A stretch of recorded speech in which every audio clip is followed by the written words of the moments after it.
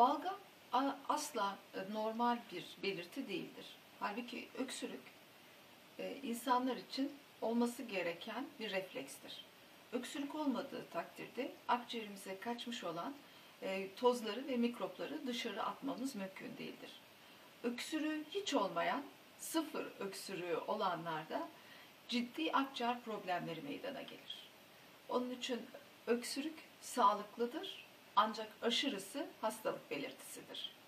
Aşırı öksürük dediğimiz 4 haftadan uzun süren kronik öksürük, gece uyandıran öksürük, koşunca olan öksürük, özellikle egzersizle ortaya çıkmış olan öksürük, genellikle nefes borularının alt kısımlarında akciğerin içerisindeki hastalıkların anlamını taşır.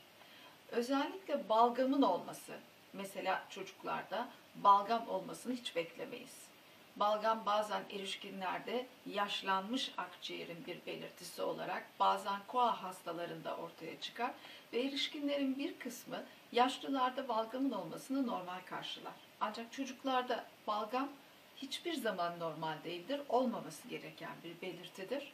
Balgamın az miktarda şeffaf renkli ve köpük köpük olması ve kusarak çıkarılıyor olması çocuklarda alerjik astımın belirtisi olabilir.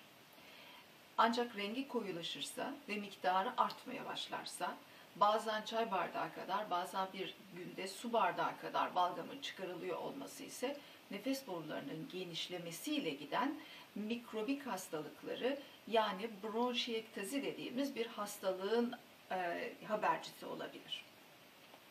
Bronşektazi yapan kistik fibrozis veya kronik akciğer enfeksiyonları bu hastalığın bu hastalıkların araştırılmasını gerektirir.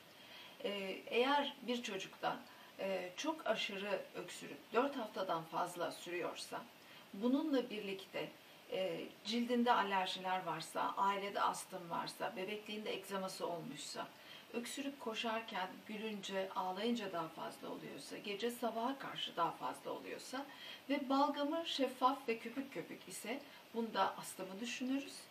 Ama hastalığın seyri farklıysa, örneğin doğduğu ilk günden beri varsa, sarı yeşil balgam çıkarıyorsa ve nefes borularında balgam birikiyor, iltihaplı bir şekilde çıkıyorsa, bu zaman enfeksiyon hastalıklarını düşünebiliriz.